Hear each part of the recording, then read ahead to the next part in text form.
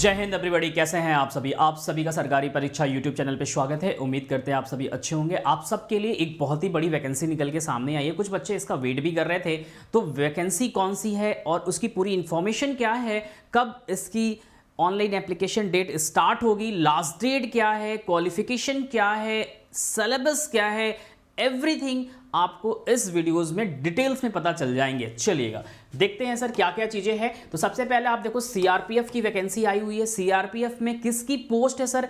ASI steno और head constable की आई है सर, है ना। एएसआई कांस्टेबल, एएसआई स्टेनो है और कांस्टेबल की आई है, हेड कांस्टेबल की मिनिस्ट्रियल है। ध्यान रखिएगा, बहुत इंपॉर्टेंट है ये शब्द, मिनिस्ट्रियल आया हुआ है, जिसकी फॉर्म की एप्लीकेशन स्टार्ट हो जाएगी 4 जनवरी 2023, मतलब आने वाले कुछ हफ्तों के अंदर स्टार्ट हो जाएगी। और 25 ऑफ जनवरी लास्ट डेट भी है। और आपको जान के खुशी भी होगी सर, बहुत जल्दी इसका पेपर भी ले लिया जाएगा। और ये सीबीटी बेस्ड है। क्या है सर? सीबीटी मतलब कंप्यूटर बेस्ड टेस्ट है, ऑनलाइन एग्जामिनेशन इसका होगा। इसके सिलेबस वगैरह सब कुछ हम डिटेल्स में अभी देख लेंगे।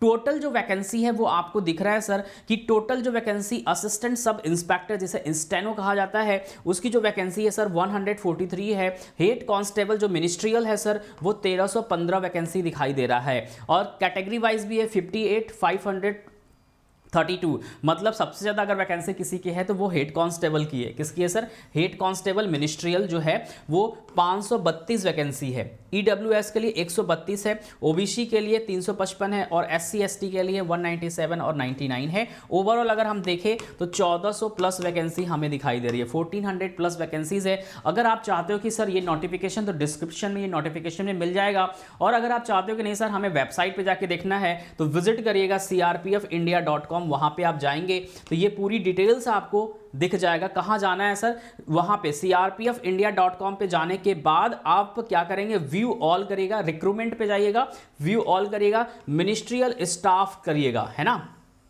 ठीक है, मिनिस्ट्रियल स्टाफ अप्लाई, उसमें होगा ऑप्शन, उस पर आप क्लिक कर देंगे। ठीक है, ये बहुत इंपॉर्टेंट है। तो हेड कांस्टेबल की जो वैकेंसी है वो मिनिस्ट्रियल है, ध्यान रखिएगा। और असिस्टेंट सब इंस्पेक्टर स्टेनो की वैकेंसी अलग से आपको दी गई है। तो मोस्ट इंपॉर्टेंट है, इस बात को रिमेंबर करिएगा। यहां से आपके मतलब जो भी इंफॉर्मेशन है वो आपको बेनिफिट करेगा। आप कोई भी फॉर्म अगर सबमिट कर रहे हैं इन दोनों में से, तो पूरी इंफॉर्मेशन यहां पे आपको मिल जाएगी। ठीक है, ध्यान रखिएगा। आपको जो पे स्केल की बातें कही गई है सर, तो यहां पे पे स्केल भी आपको दिख रहा है कितना है सर। और यहां पे का है असिस्टेंट सब इंस्पेक्टर की जो स्टेनो की है वो 5 है और हेड कांस्टेबल की क्या है वो सर 4 है। ध्यान रखिएगा। स्टार्ट फॉर्म की स्टार्ट कब हो जाएगी सर? तो ये मैंने अभी जस्ट आपको बता दिया। एज लिमिट के बारे में हमने बताया, एज लिमिट यहां पे लिखा हुआ, एज लिमिट आपको लिखा हुआ है सर कि 18 से 25 साल होनी चाहिए। कितनी होनी चाहिए सर?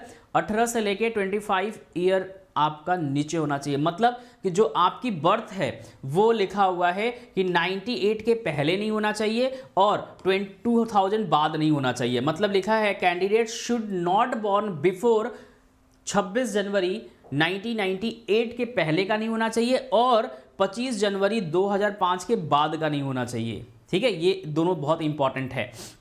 क्वालिफिकेशन क्या है सर? आपको इंटरमीडिएट पास होना चाहिए, मतलब 10+2 आपको क्वालिफाई होना चाहिए, तभी आप अप्लाई कर सकते हैं इस चीज़ को। और अप्लाई कहाँ से करना है वो भी हमने आपको जस्ट अभी बता दिया है। ठीक है, और ये भी आपने देखा है जस्ट कि हाँ सर, तो आपको दिख रहा है सर यहाँ पे 4 जनवरी से इसकी शुरुआत हो जाएगी फॉर्म भरने की। उम्मीद करते हैं कि आप सभी फॉर्म को डिले नहीं करेंगे, भर जरूर से देंगे, अप्लाई जरूर से कर देंगे। अब आपको सर यहाँ पे दिखाई दे रहा है सर 4 जनवरी को फॉर्म स्टार्ट हो जाएगा अप्लाई होना। उसके बाद 25 जनवरी लास्ट डेट है।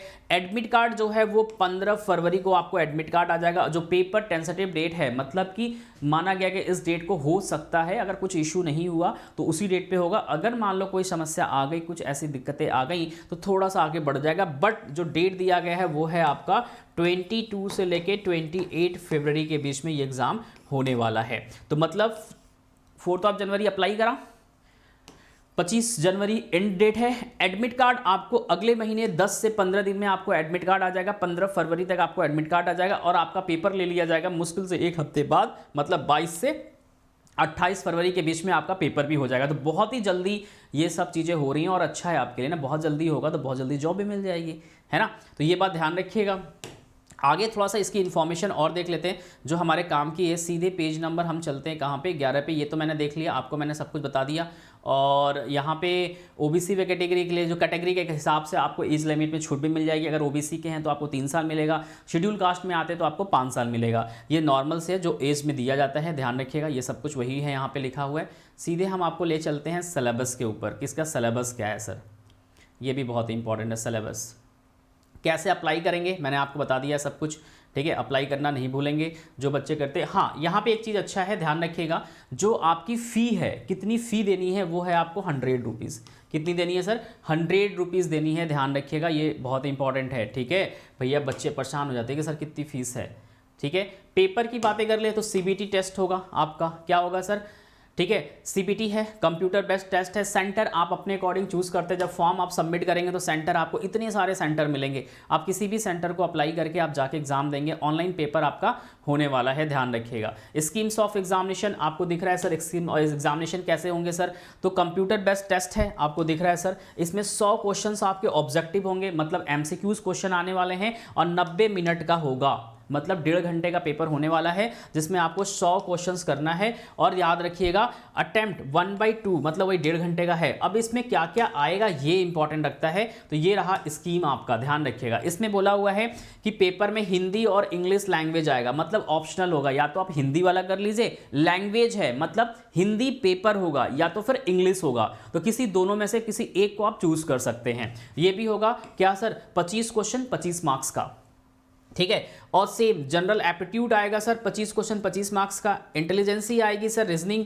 25 मार्क्स का। और मैथ्स आएगा क्वांट 25 मार्क्स का, है ना। तो आपको दिख रहा है सर 100 है, ठीक है, 100 क्वेश्चन है, 100 मार्क्स का है, और 90 मिनट आपको मिलेगा, ध्यान रखिएगा, 90 मिनट आपको मिलेगा। यहाँ पे लिखा है section BCD will be set A bilingual, मतलब कि जो आपको BCD दिखाई दे रहा है, जनरल एप्टीट्यूड है, जनरल इंटेलिजेंसी है, क्वांटिटेटिव एप्टीट्यूड है, ये तीनों आपको हिंदी इंग्लिश दोनों में मिलेगा। और जो ऑप्शन ये A देख रहा है सेक्शन, ये पेपर है बेसिकली, लैंग्वेज है, हिंदी का अलग होगा, इंग्लिश का अलग, तो आप दोनों में से कोई एक दे सकते हैं। हिंदी लैंग्वेज और इंग्लिश लैंग्वेज दोनों में से कोई एक ऑप्शनल है, यहां पे साफ साफ लिखा गया है। नेगेटिव मार्किंग भी दिख रहा है सर, 0.25 की क्या है सर, नेगेटिव मार्किंग दिखाई दे रही है। और क्या है सर इंफॉर्मेशन इसके अंदर, तो और कुछ तो हमें नहीं दिख रहा है। जो इंपॉर्टेंट चीज़ थी वो दिखाई दी। हाँ, यहाँ पे आपकी स्किल टेस्ट भी होगी, जब आप एग्जाम क्लियर कर लेंगे ना, तो उसके बाद आपकी एक स्किल टेस्ट होगी, ध्यान रखिएगा। यहाँ पे दिखा है किसके लिए सर, ASK मतलब सब इंस्पेक्टर वाला जो है, उसमें आपको दिख रहा है 10 मिनट में 80 वर्ड पर मिनट करना है स्टेनो के लिए। और skill test on computer based for head constable, मतलब कंप्यूटर पे बैठ के आपको टाइपिंग वगैरह कराएंगे दोनों के लिए। तो यहाँ पे 35 वर्ड पर मिनट लिखा हुआ है, तो सिंपल सा जो लॉजिक मतलब नॉर्मल एक होता है, ठीक है। तो मतलब इसका ये हो गया कि आपकी स्पीड होनी चाहिए हिंदी और इंग्लिश दोनों में से कोई एक, जो प्रेफरेंस आप देंगे उसकी आपकी स्किल टेस्ट ली जाएगी। तो ओवरऑल हमने आपको पूरी इंफॉर्मेशन दे दी है, और इससे ज़्यादा कोई इंफॉर्मेशन नहीं है। फिजिकल टेस्ट है, ये तो सभी बच्चे जानते हैं फिजिकल टेस्ट में क्या होता है, ठीक है। तो बेसिकली हमारा सिर्फ एक ये था सरकारी परीक्षा की, कि बच्चों को बताया जाए कि भाई आपका जो नोटिफिकेशन है किसका सर, CRPF का, वो आ चुका है। तो उम्मीद करते हैं कि नोटिफिकेशन आपको समझ में आ गया होगा, कब से फॉर्म अप्लाई होगा, लास्ट डेट क्या है, फ़ी कितनी है, सिलेबस कितनी है, और एग्जामिनेशन कब होगा, ये सभी मेन चीज़ें हैं। और एज में रिलैक्सेशन है या नहीं है, मिनिस्ट्रियल कौन सी पोस्ट है, वो भी हमने आपको बता दिया। उम्मीद करते हैं कि जो चीज़ें मैंने आपको बताई है वो समझ में आ गई होगी आपको। अगर फिर भी नहीं समझ में आया है तो कॉमेंट में आप अपना कॉमेंट क्या करेंगे, ड्रॉप कर देंगे। मैं आपका कॉमेंट देख के उसमें कॉमेंट कर दूंगा, या नई वीडियोज़ आपके लिए एक अगेन बना दूंगा जो जो डाउट्स आपके होंगे, ठीक है। चलेगा, ऐसे ही वीडियोस, नोटिफिकेशन, क्लासेस और अपनी खुद की तैयारी करने के लिए आप सरकारी परीक्षा यूट्यूब चैनल को सब्सक्राइब करिए, जहां पे आपको हमारे सभी फैकल्टी ऑल सब्जेक्ट की तैयारी फ्री में अच्छे से आपके लिए खड़े होकर तैयार करा रहे हैं, ठीक है। Thank you so much, take care, bye bye, जय हिंद।